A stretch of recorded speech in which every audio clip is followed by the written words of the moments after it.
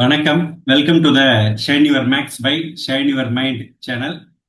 இந்த சேனல்ல நம்ம ஏற்கனவே நிறைய பிரெயின் பற்றிய தகவல்கள் பார்த்துருக்கோம். அப்புறமா ஹார்மோன் பற்றிய தகவல்கள் பார்த்துட்டு இருக்கோம். அதுக்கப்புறமா பயிற்சிகள் டூல்ஸ் அதை பத்தி தகவல்கள் பார்த்துட்டு இருக்கோம். இது எதுக்கு அப்படின்னா, உங்களுடைய வாழ்க்கையை உங்களுக்கு பிடிச்ச மாதிரி மாற்றி அமைச்சுக்கணும். Shine your maths by shine your mind.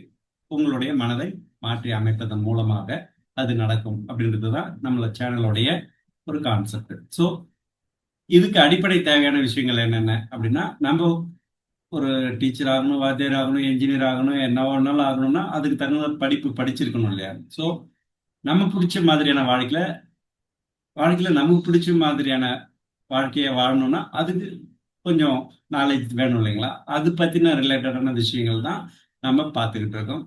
உலகத்துல எவ்வளோ நாலேஜ் டெய்லி அன்றாடம் நடக்குது. நம்ம வந்து நியூஸ் சேனல் மூலயமா, சோசியல் மீடியா மூலமா நிறைய நம்ம பார்த்துட்டு இருக்கோம். பட் நம்ம உடலுக்குள்ள நம்ம குடல் எப்படி வேலை செய்யுது, லிவர் எப்படி வேலை செய்யுது, கிட்னி எப்படி வேலை செய்யுது, ஹார்ட் எப்படி வேலை செய்யுது, அதுக்கு உள்ள இருக்கிற விஷயங்கள்லாம் நமக்கு உள்ள உழைக்கிற விஷயங்கள் பத்தி நாம தெரிஞ்சுக்கிறது ஒரு நாலேஜா கன்சிடர் பண்ணும்போது அது மேல உங்களுக்கு ஒரு விழிப்புணர்வு வரும்.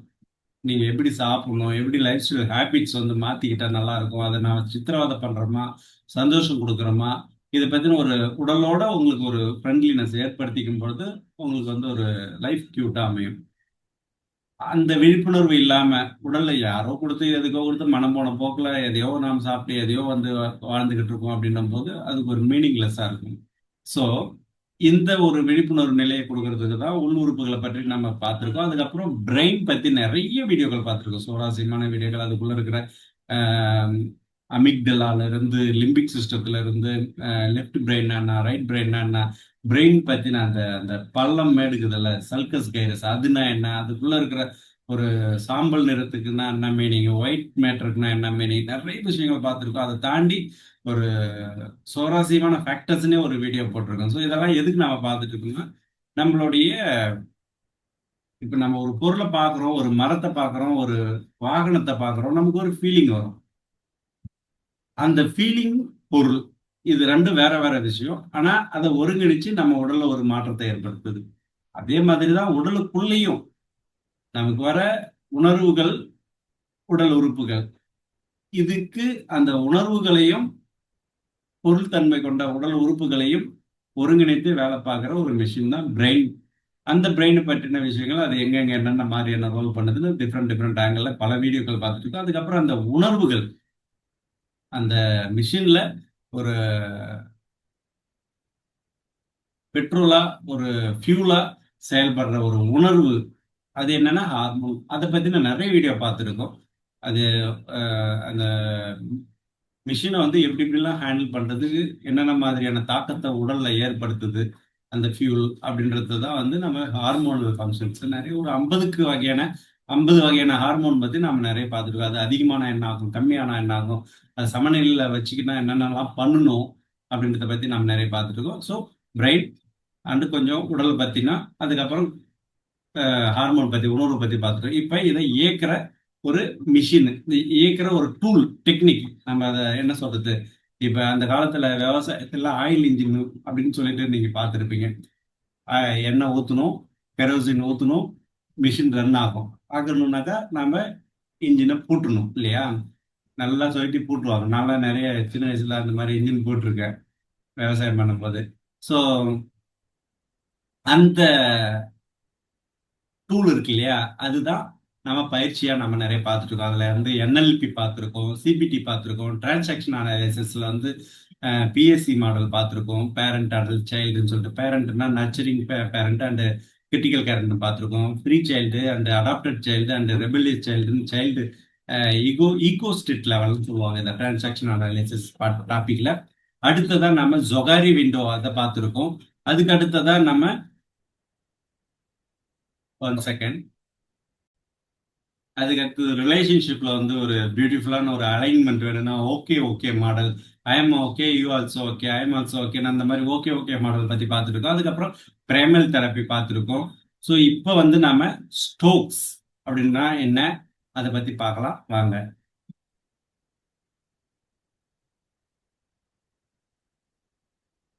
அனாலிசிஸ் மூலமா, டிரான்சாக்ஷனல் அனாலிசிஸ் மூலமா மனநல நிவாரணம்.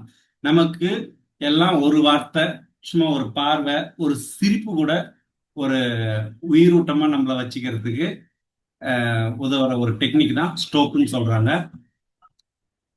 இந்த ஸ்டோக்கை கண்டுபிடிச்சவர் யாரு அப்படின்னா எரிக் பெர்னே 1950களில் டிரான்சாக்ஷன் அனாலிசிஸை உருவாக்கினாரு. அந்த ஸ்டோக் அப்படின்னா என்னன்னா any kind of act of recognition, அது வெர்பலா இருக்கலாம், நான் வெர்பலா இருக்கலாம், that acknowledges to the other person, another person. So ஒரு சின்ன அசைவு, சின்ன ஒரு சொல், சின்ன ஒரு உணர்வு மற்றவங்க மேல ஒரு தாக்கத்தை ஏற்படுத்த முடியுது அப்படின்னா அதுக்கு பேர் தான் ஸ்டோக் அப்படின்னு சொல்றாங்க. ஸோ எரிக் பெர்னே அப்படிங்கிற நரம்பியல் மருத்துவர் இந்த ஸ்ட்ரோக்ன்ற ஒரு சொல்ல கண்டுபிடிச்சிருக்காரு. இது எமோஷனல் ரெகக்னைசிங் கான்செப்டை உருவாக்கினார் அப்படின்னு பார்க்கிறோம். அண்ட் ஸ்ட்ரோக் தான் மனதிற்கான உணவு. ஸ்ட்ரோக் என்பது ஒரு ரெகக்னைசேஷன். இது வெர்பல், நான் verbal, physical, emotional, conditional, unconditional ஆகிய வகைகளில் வரலாம் அப்படின்றத சொல்ல வருது. ஸோ நம்ம உள்ளூர உணர்வுகளுக்கு ரெகக்னைசேஷன் வேணும், அதுதான் ஸ்ட்ரோக்கு. இது இல்லாத வாழ்க்கை ஒரு வறட்சியான மனநிலையாக தான் இருக்கும். ஸோ பர்டிகுலர்லி நடுத்தர வயதுல இது கொஞ்சம் ஜாஸ்தியாகவே இருக்கிறத நம்ம பார்ப்போம். அது நம்மளை பற்றி நம்ம ரொம்ப என்ன சொல்றதா அண்டர் எஸ்டிமேட் பண்ணுவோம். செல்ஃப் ஒர்க் குறைபாடு, அப்ரிசியேஷன் இல்லைன்னா ரொம்ப அன்கம்ஃபர்டபுளாக ஃபீல் பண்ணுறது. ஸோ கல்யாணமான தம்பதியினர்களுக்குள்ளேயோ அல்லது பேரண்ட்ஸுங்களுக்குள்ளாரையோ நிறைய மோதல்கள்லாம் வர்றது இந்த ஸ்ட்ரோக் காரணம் தான் அப்படின்றது தான் நம்ம பொதுவாக பார்க்குறோம். பர்டிகுலர்லி கெரியர் பேர்ன் அவுட், அதாவது நம்ம தொழிலில் நம்ம லைஃப்ல நிறைய ஒரு மாதிரி எமோஷ்னலா டென்ஷன் ஆகிறதுக்கு காரணம் இந்த டிஃப்ரெண்ட் கைண்ட் ஆஃப் ஸ்ட்ரோக்ஸ் இல்லாமல் ஒரு ஆஃபீஸ் ரன் ஆகிறதுக்கு சான்ஸே கிடையாது. ஸோ அதனால டிப்ரெஷன், நம்ம தனிமைப்படுத்திக்கிறது, இந்த பிரச்சனை எல்லாம் வரும் அப்படின்றத தான் சொல்றாங்க. ஸோ நம்ம வேலையையும் பாசத்தையும் யாரும் உணரலைன்னா மனசு கரைஞ்சிரும். ஸோ அதனால மிட் லைஃப்ல ஸ்ட்ரோக் அவேர்னஸ் ரொம்ப தேவை. இதுல நம்ம ஒரு 8 வகையான ஸ்ட்ரோக் பார்ப்போம். டிரான்சாக்ஷன் அனாலிசிஸ் பிரிவுல 8 வகையான. அது என்னென்னா positive verbal, negative verbal, positive நான் வெர்பல், நெகட்டிவ் நான் verbal, conditional positive, unconditional positive, conditional negative, unconditional negative. இது ஒவ்வொன்றா என்னென்னு பார்ப்போம். பாசிட்டிவ் வெர்பல்னா நட்பண்புக்காக சொல்லப்படும் வார்த்தை, நீங்க ரொம்ப நல்லா ஹேண்டில் பண்ணீங்க, எக்ஸாம்பிள். ஸோ நெகட்டிவ் வெர்பல்னா குறை சொல்ற வார்த்தை, நீ எப்பயுமே கவனம் இல்லாமே இருக்க அப்படின்னு.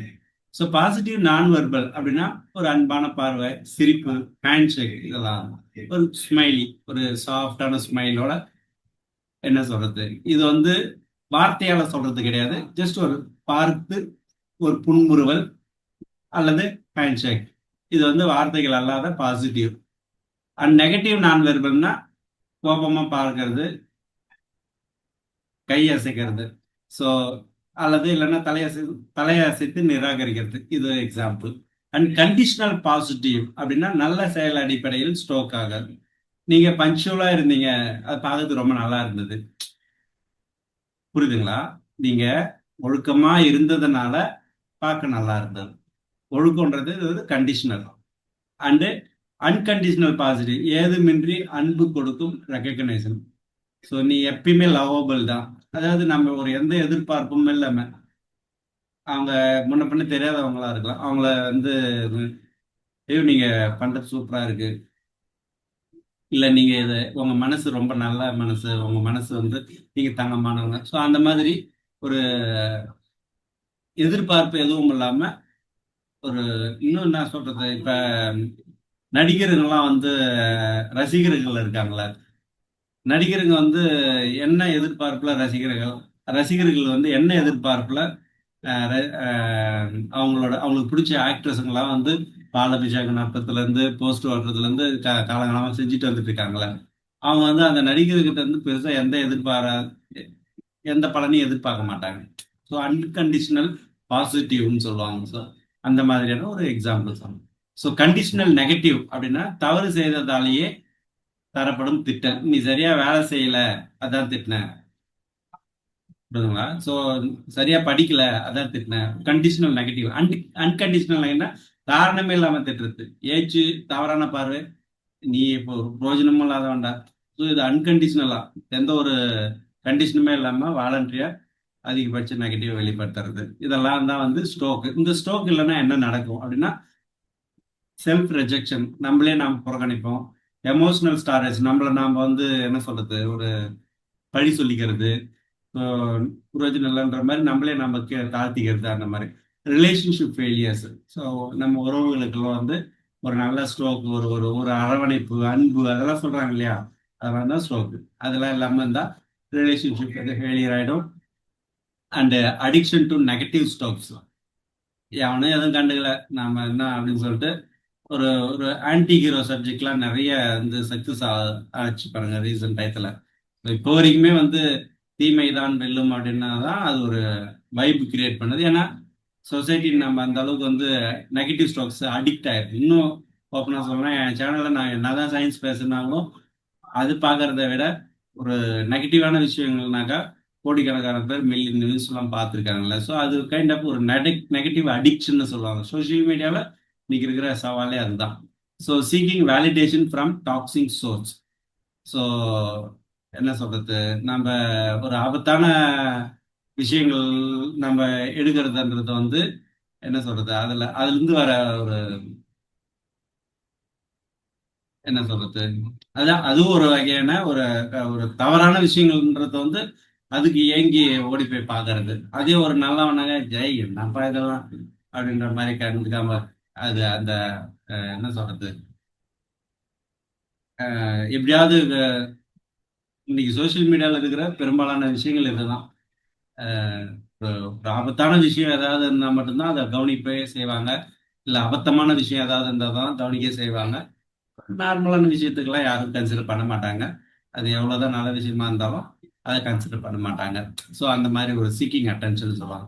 ஸோ பாசிட்டிவ் ஸ்ட்ரோக் இல்லைன்னா நெகட்டிவ் ஸ்ட்ரோக்காக வாங்கணும்னு மனசு தேட ஆரம்பிக்குது. ஸோ அதனால நீங்கள் இந்த ஸ்ட்ரோக் விஷயத்துல ரொம்ப கவனமாக இருந்து அதை நீங்கள் அவேர்னஸோட நீங்கள் விழிப்புணர்வோட செயல்படுத்தும் போது அதுவும் அந்த self stroke practice, stroke journal and conscious, அதாவது செல்ஃப் ஸ்ட்ரோக் ப்ராக்டிஸ்னா என்னன்னா, உங்களுக்கு நீங்க வந்து நான் நல்லவன், நான் என்ன சொல்றது, நான் வந்து எனக்கு திறமை இருக்கு, என்னால மற்றவங்களுக்கு உதவுற அளவுக்கு என்னால மற்றவங்களுக்கு காப்பாற்றுற அளவுக்கு உதவுற அளவுக்கு என்னால திறமைகளை வளர்த்துக்க முடியும் அப்படின்னு செல்ஃப் ஸ்ட்ரோக் வந்து பயன்படுத்திக்கணும், பயிற்சி எடுக்கணும், ஸ்ட்ரோக் ஜேர்னல் எழுதணும், கான்சியஸ்லி கிவிங் பாசிட்டிவ் ஸ்ட்ரோக். அதாவது என்ன சொல்றது, வேணும்னே நம்ம வந்து உற்சாகப்படுத்துற மாதிரி நம்ம பேசிட்டு இருந்தால் தான் அது பேட்டர்ன்ல செட் ஆகும். So awareness of negative stroke tips, நமக்கு அந்த ஆபத்தான விஷயங்கள், அபத்தமான விஷயங்கள்ல வந்து நம்ம எதை பார்க்குறோமோ அதுதான் நம்ம யூடியூப்ல வந்து கொட்டிக்கிட்டே இருக்கும், சோஷியல் மீடியாவில் வந்து கொட்டிக்கிட்டே இருக்கும். ஸோ அதெல்லாம் நீங்க வந்து எந்த விஷயங்களை பார்க்குறீங்க, அந்த ட்ராப்பு, அதை அந்த அந்த பிடிப்பாங்க இல்லையா, அந்த விஷயங்களை வந்து நீங்கள் அவேர்னஸோட நீங்கள் அவாய்ட் பண்ணீங்கன்னா நெகட்டிவ் ஸ்ட்ரோக்ஸை அவாய்ட் பண்ணலாம் அப்படின்றத சொல்லுவோம். ஸோ எமோஷனல் லிட்ரஸி, நம்ம இப்போ இதெல்லாம் நம்ம படிச்சிருக்கோம் இல்லையா, இந்த மாதிரி உணர்வு விஷயங்கள்லாம், உணர்வு சம்பந்தமான விஷயங்கள்லாம் நம்ம படிச்சுக்கலாம். 4 புக்கு படித்து நல்ல விஷயங்களை தெரிஞ்சுக்கலாம் அப்படின்றத தான் சொல்ல வராங்க. அண்டு நமக்கு அன்கண்டிஷனல் பாசிட்டிவ் ஸ்ட்ரோக் கொடுக்க பழகணும். பிறகுதான் வாழ்க்கை ஹீல் ஆகும். ஸோ அது எப்படி பண்ணணும்னா, காலையில நான் யாரிடமிருந்து ஸ்ட்ரோக் வாங்கினேன் அப்படின்றத நீங்க கவனிக்கணும். அடுத்ததான் கண்ணாடி முன்னாடி நின்று நான் லவ்வபிள், கேப்பபிள், நான் அன்பானவன், நான் தகுதியானவன் அப்படின்றத நீங்க உங்களுக்கு வந்து சொல்லிக்கணும் உங்களுக்கே. அண்டு இரவு நான் யாருக்கெல்லாம் நல்ல ஸ்ட்ரோக் நீக் கொடுத்தேன், இல்லை கெட்ட ஸ்ட்ரோக் கொடுத்தேன், என்ன டுடே என்ன ஸ்ட்ரோக் கொடுத்தேன் அப்படின்றத வந்து நீங்க அனலைஸ் பண்ணணும். கவனமா பாசிட்டிவ் ஸ்ட்ரோக் கொடுக்கறதுக்கு பழகணும். அண்டு நம்ம மனதுக்கான எமோஷனல் விட்டமின்ஸ் தான் இதுதான் நாள்தோறும் கொடுக்கணும். இதுதான் ரியல் ஹீலிங்கை உங்க வாழ்க்கையில உருவாக்கி கொடுக்கும். So mid life healing with transactional analysis stroke awareness ஒரு பயணம். இதில் நீங்க ஃப்ரீ வெபினார் எவ்ரி வீக் பண்ணலான்னு பண்ணிக்கிட்டு இருக்கேன். அதில் நீங்கள் ஜாயின் பண்ணலாம். நம்மளுடைய வாட்ஸ்அப் லிங்க் டிஸ்கிரிப்ஷனில் கொடுத்துருக்கேன், அதில் நீங்கள் ஜாயின் பண்ணி நம்ம ஷைனி மேக்ஸ் வாட்ஸ்அப் கம்யூனிட்டியில் நீங்கள் ஜாயின் பண்ணும்போது எவ்ரி வீக் இது சம்மந்தமான விஷயங்கள் இருந்தாலும் உங்களுக்கு முதல்ல உங்களுக்கு வரும். ஒர்க் ஷாப்ஸ்லாம் வந்து குரூப்பில் மட்டும்தான் வரும். ஸோ நீங்கள் அதை பார்த்து அட்டன் பண்ணிக்கலாம். டவுன்லோடபிள் ஒர்க் ஷீட்லாம் கொடுக்கப்படும். யாருக்காவது ஏதாவது தனிப்பட்ட முறையில் 1-to-1 கவுன்சிலிங் தேவைப்படுதுனாலும், ஸ்ட்ரோக் ஹீலிங் கவுன்சிலிங் தேவைப்படுதுனாலும் நீங்கள் ஜாயின் பண்ணிக்கலாம். ஸோ நீங்கள் ஒரு பாசிட்டிவ் ஸ்ட்ரோக்கை கற்றுக்கிட்டீங்களா? இல்லை நீங்கள் உங்களுக்கே ஒரு பாசிட்டிவ் ஸ்ட்ரோக் கொடுங்க. இதுதான் இந்த வீடியோவோட மெயின் கான்செப்ட். ஸோ அடுத்த வீடியோவில் வேற ஒரு டாப்பிக்கில் சந்திப்போம். நன்றி.